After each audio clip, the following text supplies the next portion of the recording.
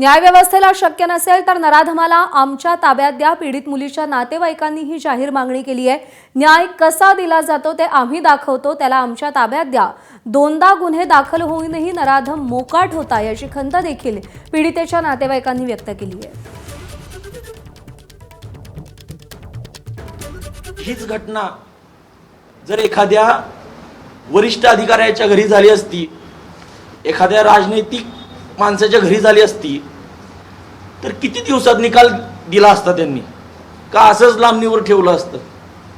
म्हणजे सामान्य कुटुंबाच्या मुलीची न्याय व्यवस्थेमध्ये काहीही किंमत नाही असं साफ दिसून येतं यात।